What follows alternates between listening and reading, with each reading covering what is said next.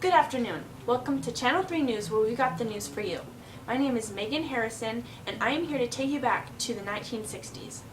On May 9, 1960, the FDA formally approved a 10 milligram version of birth control pill. Many women were concerned about the risks and side effects of this pill, but gynecologists have said these risks and side effects to be remarkably low. Many were still waiting for the market of this product. August 13, 1961, East Germany began to build the Berlin Wall to permanently close off access to the West. East German troops and workers began to tear up streets and install barbed wire and fences along the 96 miles that divided East from the West. Many families have been divided and jobs lost. Around 10 p.m. on August 4, 1962, the well-known and loved celebrity Marilyn Monroe slipped into a coma due to an overdose of sleeping pills. The next morning, around 3:30 a.m., her doctor, Dr. Greenson, had received a call from her house companion, alerting him that something was wrong. Finding Marilyn undressed and face down on her bed, she was pronounced dead on August 5, 1962, after a brief examination. Exactly how she died is still under investigation. August 28, 1963, American activist Martin Luther King Jr.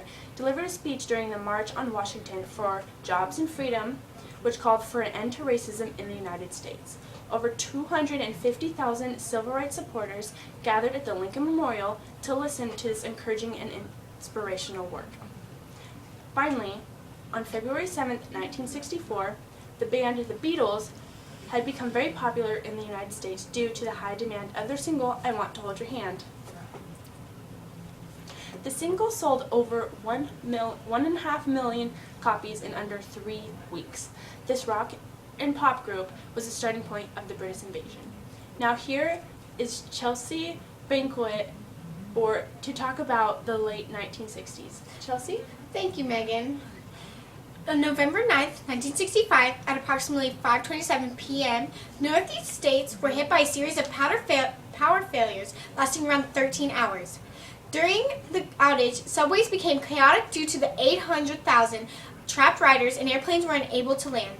Thankfully, no major riots or crimes were a result of this blackout, and many neighboring New Yorkers helped with supplies and flashlights. On October 15th, 1966, in Oakland, California, two men, Huey Newton and Bobby Seale, organized a doctrine calling the protection of black neighborhoods from police brutality. Unfortunately, unlike Martin Luther King, this group was willing to take a more violent approach and became known as the Black Panther Party. On January 15, 1967, the first NFL Super Bowl was held at the Los Angeles Memorial Coliseum in Los Angeles, California.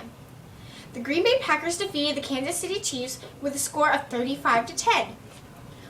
And on June 6, 1968, in Los Angeles, California, around 12:15 a.m., Robert Kennedy was shot as he walked through the kitchen of the Ambassador Hotel.